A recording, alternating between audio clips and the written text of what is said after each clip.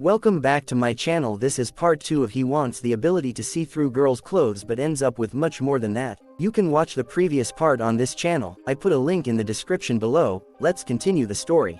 The equipment convoy, accompanied by air support, continues its journey. Kyla believes that if they were accompanied by the air forces, the enemies would be too afraid to attack.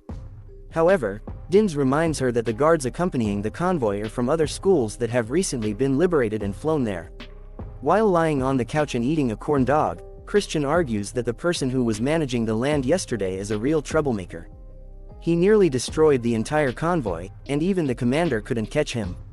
Hannah joins the conversation and suggests that all the enemy's actions were carefully planned. She speculates that they were aided by someone with special abilities, referred to as the owner of earthly genes. Hannah also mentions that Kyla has the ability to control plants and radiation, and without the plants on the battlefield, she would have had difficulty containing a mutant. Therefore, Kyla and Dins consider themselves fortunate. One of the students decides to ask about their professor's rank. Hannah believes that they can now determine that she is a permanently changed C rank. Dins is surprised by this news, as he learns that an S rank allows someone to become a professor at Genetics University.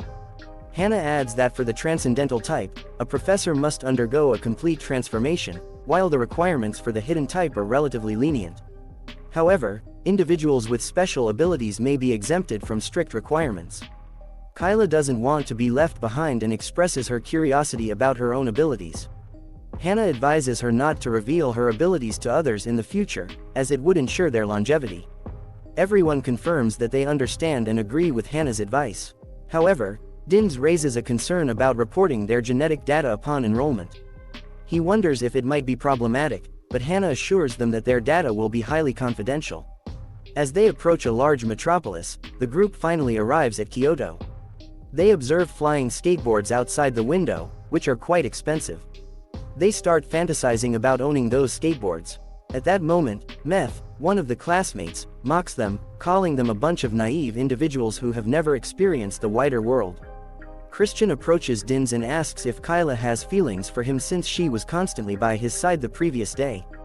Dins hesitates to respond, but then Kyla decides to join the guys, further embarrassing Dins. Eventually, the cars reach the university, and a loudspeaker announcement instructs the students to gather their belongings and exit the vehicles. They are also informed that the entrance test will take place tomorrow. Christian worries that he won't pass the test in his current state and fears immediate expulsion. Dins suggests inquiring about the possibility of taking the test at a later date. Fortunately, paramedics are already approaching them and, upon seeing Christian, they instruct him to go with them, assuring him that he will be excused from any activities for the time being. Christian can't believe his luck and decides to confirm if it's free of charge, which pleases him even more, as the university will cover all his expenses during that period. Despite his diagnosis, Christian quickly jumps onto the bed, eager to receive treatment. Kyla asks Dins what's happening to their comrade, but Dins only replies that their comrade is happy because he will be eating for free for a month. Finally, the main character arrives at his room, feeling exhausted from the events of the day. He contemplates training but realizes that it's not the right time. Although his parents told him not to worry about money, he knows that progress in training comes at a cost. To achieve a C rank in tomorrow's test, he needs to accumulate at least 20 gene points, but he's currently 2 points short. If he can break through today, it would solve almost 1/3 of the entire year's training costs. In the morning, still tired from yesterday's training, he wakes up on the floor to a knock on his door. Opening the door, he finds Professor Hannah, who enters without hesitation and asks him to close the door. She hands him a piece of paper with words written on it and asks him to focus and read it using his telepathic ability. The paper contains information about kilograms of apples and their price per unit. Hannah informs Dins that it's time to put on his pants and get ready. Dins agrees but privately thinks that Hannah herself was involved in some shady activities, and now she's giving him orders. Suddenly, another student named Nico bursts into the room. Embarrassingly, Nico sees a scene of Dins struggling to put on his pants with a beautiful girl standing nearby. Feeling awkward, Nico quickly exits the room. Dins is taken aback by the situation, but Hannah seems unfazed by typical teenage behavior. She asks Dins how many base points he has awakened so far. Dins admits to having opened 20 points and wonders if he has a chance of achieving AC rank. Hannah assures him that with hard work, he can reach that rank. However, she wants to share something important with him. Hannah advises Dins not to reveal his full strength during the upcoming testing. Dins wonders where his telepathic ability might be useful, and he suggests surveillance. Hannah agrees, stating that it's the ideal option. She warns Dins that if others find out about his abilities, he will be drawn into the internal conflicts and intrigues of the university. Dins understands and agrees to hide at least half of his strength, especially since he belongs to the hidden type faculty. Hannah asks if this arrangement suits him, and Dins gives a positive response. With his consent, Hannah allows him to sign a report, stating that he neutralized the enemy during an attack. Dins hesitates, as he believes it was Hannah who killed the enemy, not him. However, Hannah insists that without Dins, things wouldn't have worked out for her, and she promises him a monetary reward from the association. Dins decides to sign the report, considering the extra money beneficial. After finishing their conversation, Hannah informs Dins that she and Christian need to take the test. Dins mentions that Christian is currently undergoing treatment, causing some confusion. Leaning closer to the door, they hear Nico approaching, quickly moves to the side, pretending to wander in the corridor. Hannah and Dins leave the room, and when Nico sees them, he jokingly comments on Dins spending the night with the Ice Queen goddess of the faculty. Dins tries to explain that Nico misunderstood the situation, but Nico remains skeptical, believing Dins and Hannah were alone together. Dins reveals that he shares a dorm room with a person named Christian, who has been residing in the medical center for some time. Nico is astounded by this information and starts to believe that Dins intentionally harmed his dorm mate to ensure he could be alone with Hannah. This frustrates Dins, as he feels that Nico's imagination is exaggerating the situation. Dins worries that if Nico continues spreading these baseless claims to others, it will hinder their ability to establish positive relationships within the school. Consequently, Dins decides to silence Nico and prevent him from discussing this unfounded nonsense. Dins suggests they make a bet to force Nico into silence. The bet involves Dins throwing a metal ball at Nico, and if Nico dodges it, he will reveal the truth. If Nico fails to dodge, he must keep quiet. Nico agrees, and they take their positions. Despite Nico's confidence, Dins quickly throws 2 balls at him, hitting him with the second one. Nico accuses Dins of cheating, but Dins points out that they never specified any rules regarding the number of balls or throwing with a specific hand. Nico reluctantly accepts the outcome, promising not to mention the incident again. Dins realizes that his training from the previous day was not in vain, as his left hand is now as capable as his right. He and Nico head to the test center, parting ways afterward.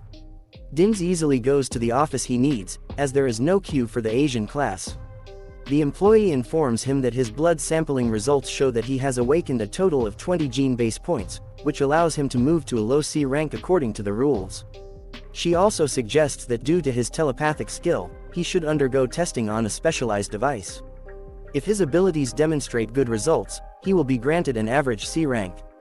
As Dins leaves the office, his main concern is how to achieve a high score in telepathy testing without drawing excessive attention. Upon entering the testing room, he notices a tense student across from him, struggling to discern the contents of a dark box. Observing another student being graded, Dins realizes that if he can advance 2 ranks like the previous student, it would suffice. Utilizing his skill, he determines the optimal distance and clarity needed to measure his telepathic abilities accurately. He aims to control his distance to achieve a good score while ensuring he receives an average C rank without attracting undue attention. During the test, Dins notices one of the examiners observing him, causing a shiver of suspicion. To divert attention, he pretends his eyes suddenly itch. Dins recognizes that he must remain focused and complete the test without getting distracted. In the midst of his examination, the professor calls him and asks him to use his telepathic abilities to perceive the contents of a box beside him.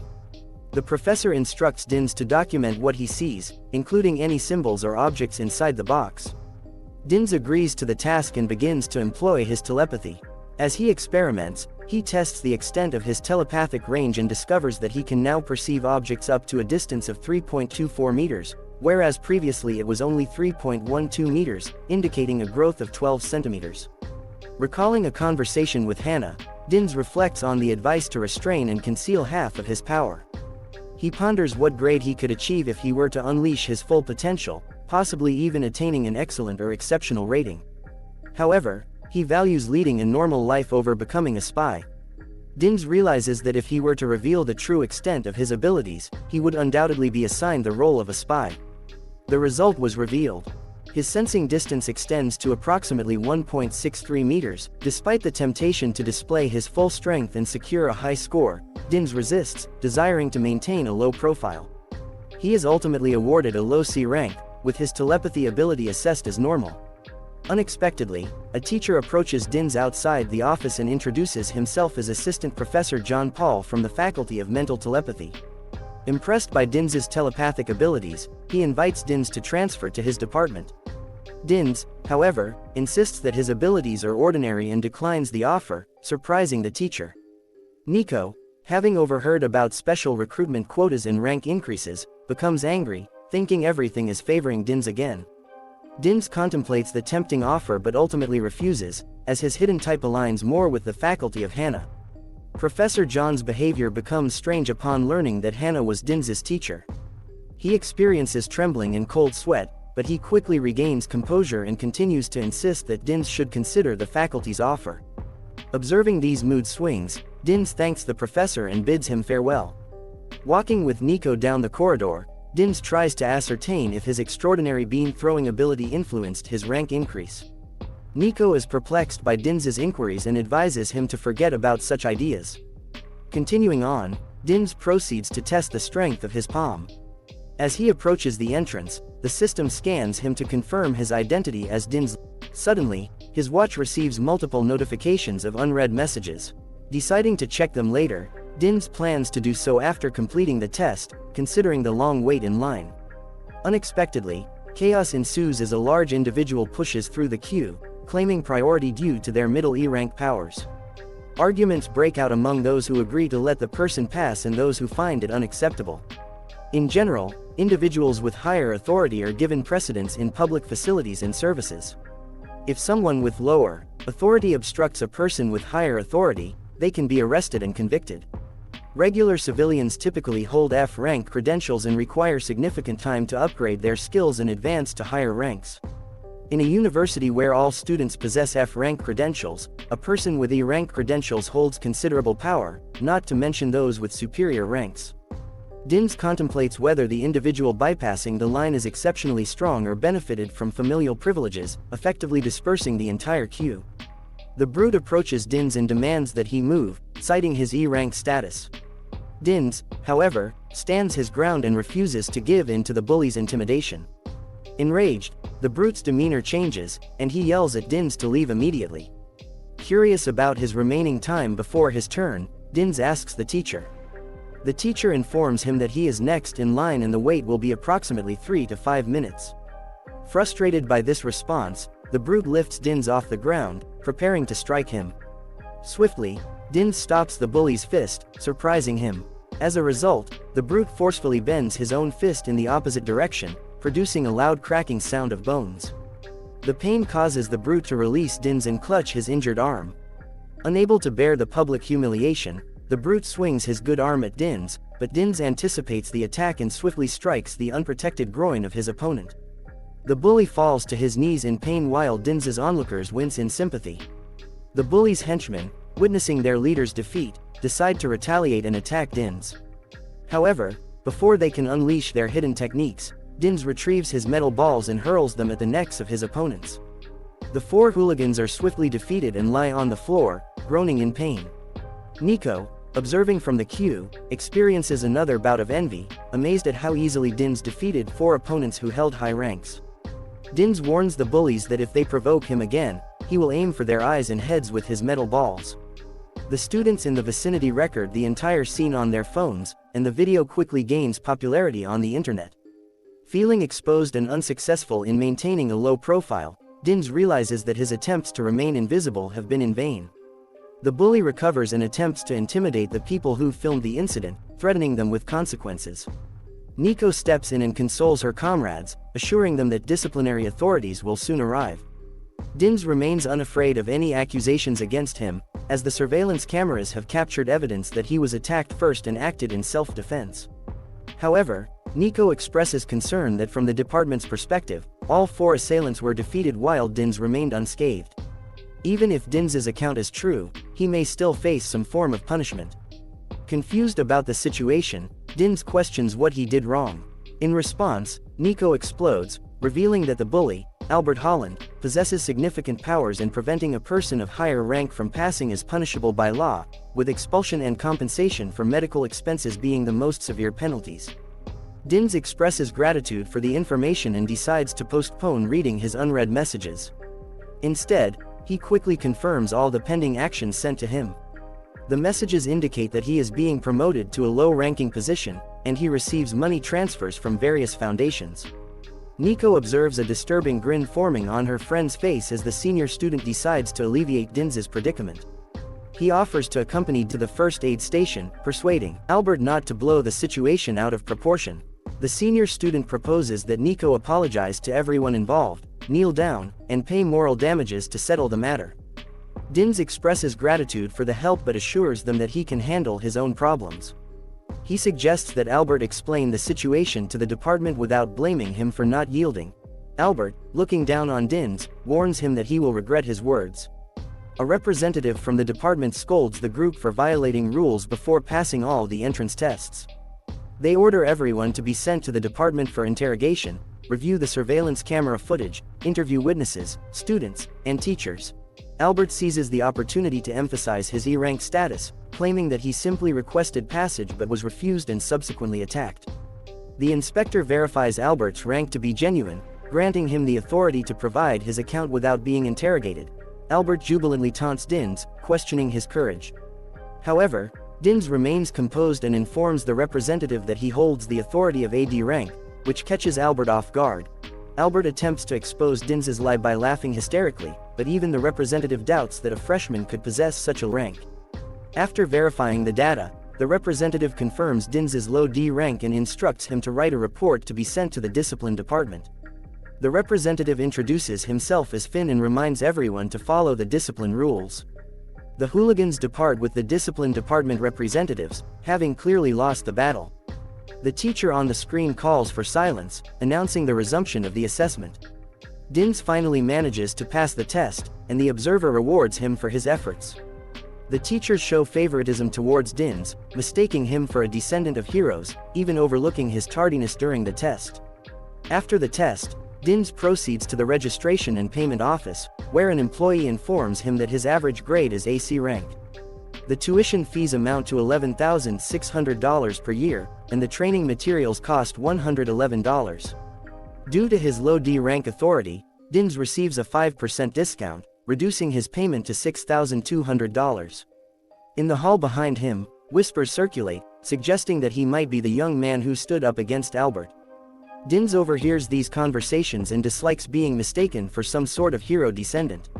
With the completion of the reception procedure, Dins receives a message on his watch from Professor Hannah, inviting him to the Genetics Research Institute. Grateful for the special quota that raised his rank, Dins plans to express his gratitude to her.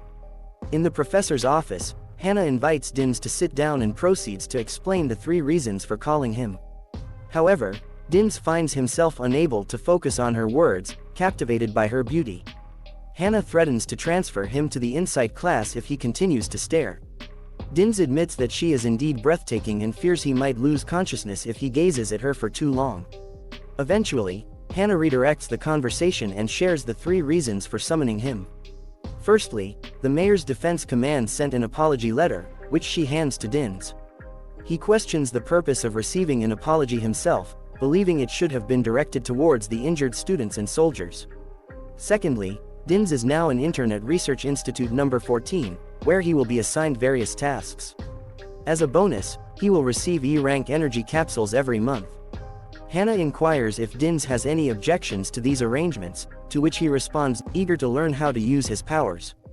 Bonuses or not, the third piece of news concerns Dins's training and the importance of mental strength for entering the Hidden Institute. The use of abilities is dependent on mental strength, and the institute itself is focused on genetic abilities. Hannah demonstrates this by throwing metal balls that float without touching anything in her office. The teacher explains that developing mental strength is just as crucial as unique abilities. There are various secret cultivation methods, including the genetic-based inner vision technique. It is believed that only a small number of genetically modified individuals, known as mutants, possess inner vision. Students who use this technique can discover an average of 15 gene base points, which can be either useful or useless, with potential side effects. Dins finds some happiness in this news, realizing that luck plays a role. However, Hannah corrects him, stating that safer methods of awakening genes have been developed over the past 100 years. She also mentions that those with their type, like Dins, have a greater chance of discovering new genes. Hannah emphasizes that the full development of abilities requires the formation of chains of genetic abilities. Dins wonders about the other functions of inner vision besides awakening new genes, but Hannah explains that there isn't much to it beyond that. Dins feels that his inner vision is different from others, and Hannah provides him with training methods to practice. Later, as Dins and Nico talk in their new rooms, Nico reveals that their problems with the Holland family have been resolved. The Holland family used their influence to make the issues go away, including talking to Nico's father. Nico assures Dins that the Holland family won't affect their university, but Dins is still bothered by their audacity. Nico warns Dins to be careful with the Holland family, but Dins suspects that Nico was sent to soften him up and prevent his expulsion. This suspicion turns out to be true. Nico gives Dins a card with a large sum of money as an apology from the Holland family and asks him to write that the incident was just a small fight among students. After Nico leaves, Dins contemplates the wealth he now possesses and decides to try the training methods recommended by Hannah. However, his concentration is disrupted by thoughts of Hannah and a message from Kyla, his neighbor, which excites him. Meanwhile, Albert reports to his colleagues that the issues have been resolved, but they won't seek revenge on Dins due to his studies in a different faculty and their slim chance of encountering him. One of the hooligans refuses to calm down and devises a plan for revenge against Dins. Their plan involves using the internet to spread hatred towards Dins among the students of the Transcendental University. The next day at the university, V walks down the street with bags of food, contemplating whether Albert is actually not so bad. He decides to check the news and is surprised to find angry posts about himself, realizing that someone deliberately orchestrated this to provoke a conflict between him and the university. Despite this, Dins chooses not to let it bother him and focuses on the upcoming opening ceremony. During the ceremony, the director of the university, named Sean, gives a speech emphasizing independent thinking and releases purple lightning into the sky. The students' ears become blocked, but the lightning suddenly disappears, revealing a clear sky. Suddenly, a man descends from the sky, resembling Superman, but it turns out to be the director named Pete. The students cheer as the ceremony concludes. In the first class, a teacher named Tam introduces himself as the instructor for spiritual power training and the basics of the hidden type. He mentions the horn on his head, which is a result of a training error. Dins realizes that this relates to useless genes mentioned by Hannah's teacher. Tam allows students who desire horns to sleep on them. The lesson begins with the distribution of teaching materials, and Tam emphasizes the importance of spiritual power. He instructs the students to focus on a flask and pour their spiritual strength into it. However, the flask explodes in Dins's hands, surprising him and causing injuries. Tam takes Dins to his office, treats his wounds, and expresses pleasure at seeing Dins's name in the audition class magazine. Tam suggests that Dins would be better off with a higher Gamston quota, but Dins remains loyal to Hannah. Despite this, Tam selflessly provides Dins with information about unique methods of an exceptional type, ensuring everything is in order. The class returns to the classroom, and heated discussions break out about the cause of the flask explosion and what the teacher, Tam, is doing with the careless student, Dins. Dins enters the classroom and goes back to his seat, sighing sadly as he had initially wanted to live an inconspicuous life but finds himself in another situation. Tam announces that the practical part of the lesson will now begin and calls his assistant, a first-year student named Franz, to join him. Franz greets the class and mentions that he has already opened 3 chains of genetic abilities, holding an E rank in the Transcendental Hype Speed class. The students are impressed by his achievements at such a young age. To illustrate the main disadvantage of the hidden type, Seuss asks if anyone wants to spar with Franz. Surprisingly, Franz requests to spar with Dins. The teacher is curious about the reason for this particular choice, and Franz admits that he wants to have a practical lesson with Dins, considering him a strong student from the audition faculty. Dins feels pressured from all sides, as refusing to spar would make him appear cowardly. However, another student named Kel volunteers to practice with Franz as well. Kel introduces himself as the owner of 2 chains of genetic abilities of an exceptional type. Franz agrees to face Kel first, with Tam's approval. The students find themselves in an impromptu ring, and the sparring begins. Kel warns that he has powerful fire abilities and advises his opponent to be cautious. However, to everyone's surprise, Franz quickly knocks Kel down, causing his fireball to fly out of the ring. Tam extinguishes the fire and maintains order. Franz comments that in a real fight, Kel would already be defeated. Despite the loss, Kel wants to try again. They return to their corners, and Franz gives Kel 1 second to attack in the second round. Kel tries to keep his distance and waits for an opportunity to strike, but Franz proves to be faster once again, winning the round. Tam thanks Frank for participating and highlights that the battle demonstrated the main weakness of the hidden type. He invites other students to try their hand at sparring, but Franz remembers that he hasn't sparred with Dins yet. Dins decides to accept the challenge, thinking that the fight was inevitable and that he will teach Franz a lesson in front of everyone, showing them not to mess with him. While ascending the stairs, Frank decides to caution Dins about maintaining distance and reveals that his left leg is weaker than his right. As warms up in the ring, he decides to record their fight on camera. Dins, noticing this, is happy that he can observe the intricacies of their battle. The fighters take their positions as the next round begins. Franz takes the initiative and launches an attack, leaving Dins to realize that Frank was not exaggerating about Franz's speed. Franz moves with exceptional quickness, but suddenly, right before he strikes Dins, he seems to vanish into thin air. A pyramid-shaped object hovers momentarily before crashing down on Franz's head, disorienting him. As the onlookers wonder what it was, possibly a spiritual manifestation, the perceptive Saris realizes that despite Dins's rough execution, he is becoming a true genius in his own right. Franz quickly recovers and charges towards Dins, grabbing his hand and delivering a kick to his face. With swift agility, Franz returns to his starting position, preparing for another attack. Despite Dins's telepathic abilities allowing him to anticipate Franz's moves, his physical reactions fall short. Dins acknowledges that he will need to dedicate all his free time to training if he wants to keep up with Franz's diverse techniques.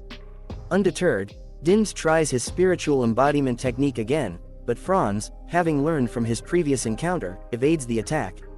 Unexpectedly, the blow comes from behind, catching Dins off guard and leaving his face battered. Franz leaps into the air, ready to deliver a powerful punch, but Dins, driven by his resolve, blocks with determination. Continues to unleash powerful kicks, finally breaking through defense. Dins is sent flying to the side, crashing into the arena dome. However, Franz doesn't relent and hovers over Dins, dealing the decisive blow. Quickly intervenes, stopping the fight, as he believes Franz has gone too far. Dissatisfied murmurs arise from the audience, disapproving of the cruelty displayed by Franz. Franz asserts that in their genetically modified world, fights take precedence over training, as they will face numerous dangers. Upon awakening, Dins shares the sentiment and agrees to a rematch. However, he seeks approval from the teacher to use his special ability in combat. Not opposed to the fight, grants permission. Dins, now feeling a sense of superiority, requests some metal balls from the audience since he forgot his own at home. Some speculate that Dins will employ a bomb launcher, surprising his classmates. Kyla, sitting with her classmate Lily, lends her necklace to Dins, who expresses gratitude. Kyla rushes to the arena, handing Dins 3 pearls, assuring him they will be sufficient. Dins warns Franz to be more cautious this time, as he has already spared him twice but intends to fight to his fullest.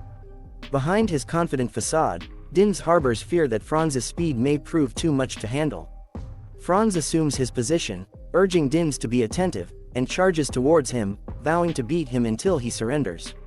A spiritual embodiment hurtles towards Franz, aiming to inflict damage, but he manages to shatter it with a powerful blow, asserting that it won't work this time.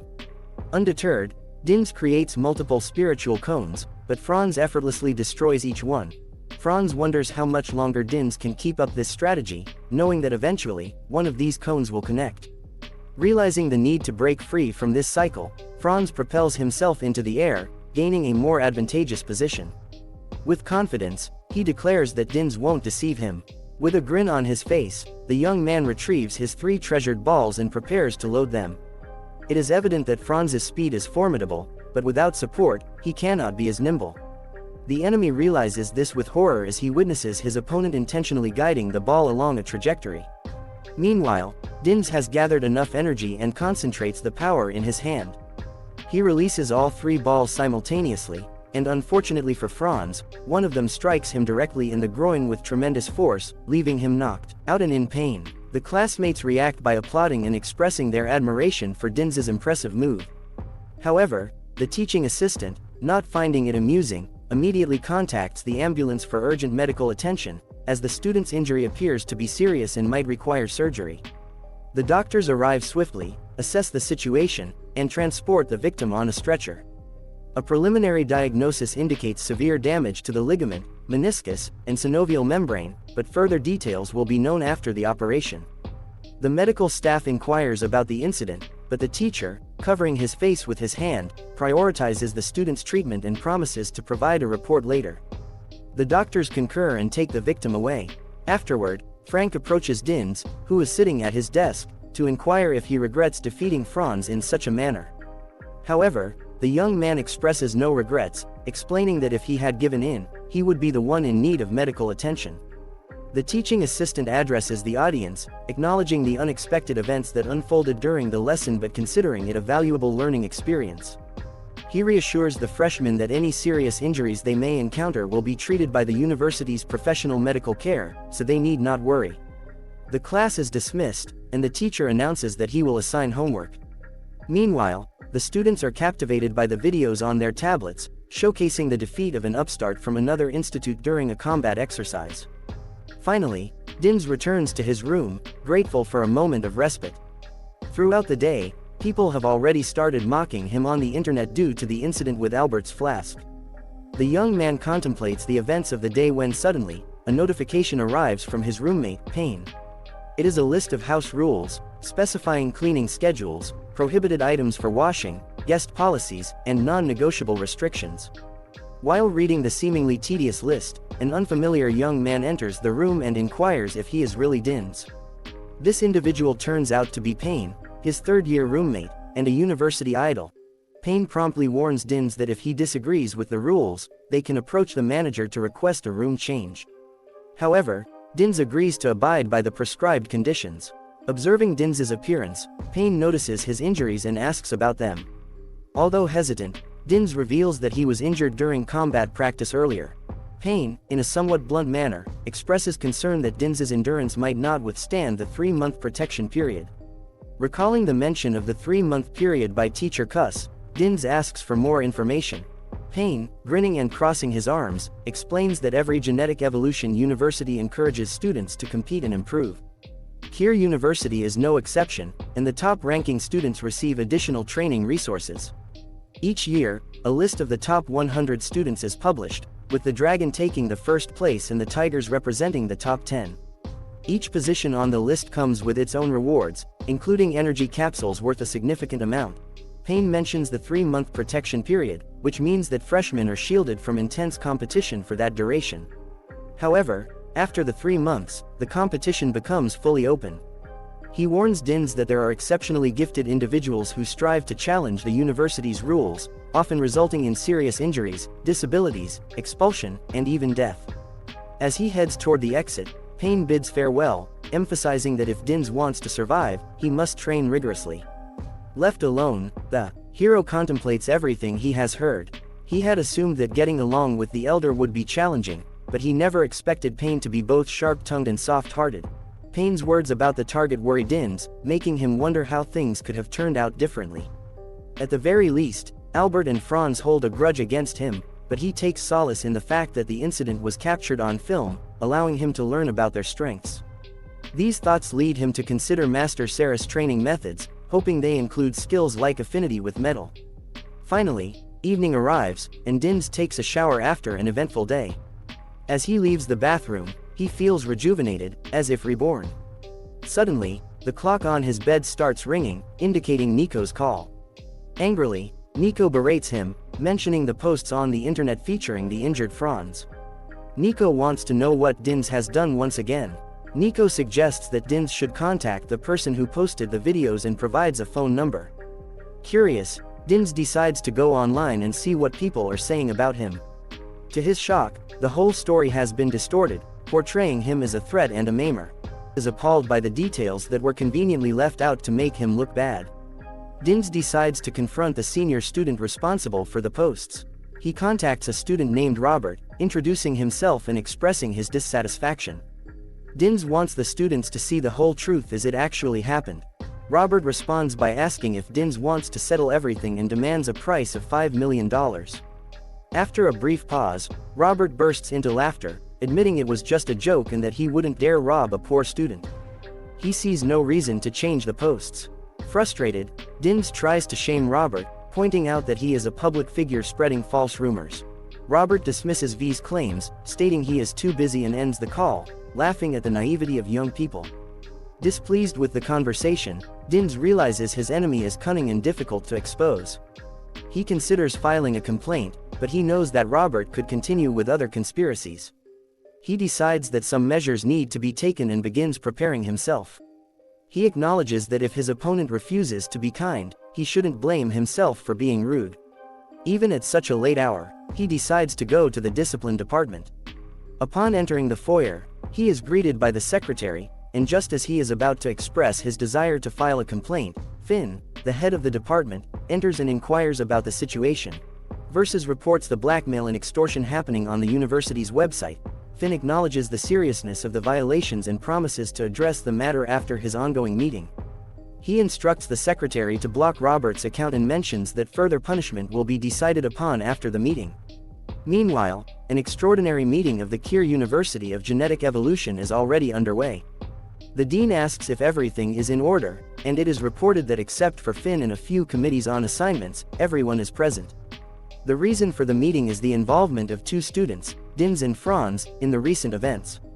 The dean acknowledges that everyone is aware of the situation and invites the attendees to express their opinions.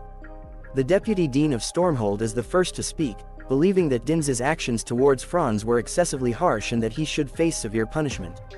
On the contrary, Helia Schaefer argues that it was a regular combat training session, and Franz provoked Dins while brutally attacking him.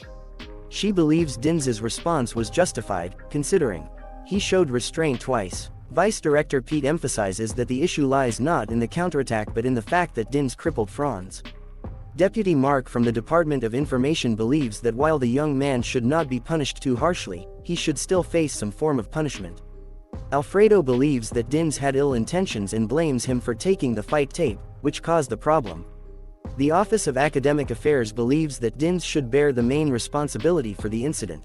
Sean, after hearing the opinions of the deputies and managers, wants to know teachers' thoughts on the matter. Cited and admits that he also bears responsibility for the incident because he failed to supervise the fight properly. Sean becomes angry and shouts at the professor, believing that he should have reprimanded V and posted the full video of the battle online immediately. Sean thinks that Saris wanted to glorify his institute's student, but he should have prioritized supporting the students and avoiding personal conflicts. The director wants to know the opinions of his colleagues on what to do with Severus. Opinions are divided, with some believing that the teacher is to blame but Dins should not go unpunished. Pete suggests giving them a warning for the future. Sean questions why the university teaches students if they don't want to resist deliberate human humiliation from their rivals. He emphasizes the importance of maintaining a spirit of resistance in the face of powerful enemies. The meeting concludes with the decision for Severus to take on the main responsibility, and other teachers should limit themselves to educational conversations. Everyone agrees with this decision. At the end of the meeting, Finn approaches Sean and presents a completed full report on the incident. Sean throws the tablet to Mark, asking him to look at it himself as he did not expect such a thing to happen at their university. Sean reveals that a student named Robert used his popularity to blackmail and extort money, and there are 3 confirmed cases. The video itself is in the Mark Information Department. The head of the university offers Mark to take the lead instead of the director if he can't handle his duties properly. Meanwhile, Robert taunts Dins, thinking that if his number is blocked, he won't be able to do anything. Just as he decides to open the door, he is met by 2 individuals who introduce themselves as employees from a special department of the Intelligence Department. They have orders to arrest Robert for extortion and blackmail and ask him to come with them. In one of the dorm rooms, a scream is heard as the students realize that all the videos they filmed have been deleted, and they may face prosecution for blackmail and extortion. Professor Tam is removed from his position as vice dean, and the university acknowledges the need to encourage healthy rivalry among students to create strong heroes. On that same morning, Dins continues his meditation and rigorous training. He falls tiredly onto his bed, having finally unlocked the 36th base point of the first level. It usually takes at least 6 months, but he accomplished it in just 4 weeks. Dins feels that while his spiritual power hasn't skyrocketed, its intensity has significantly increased.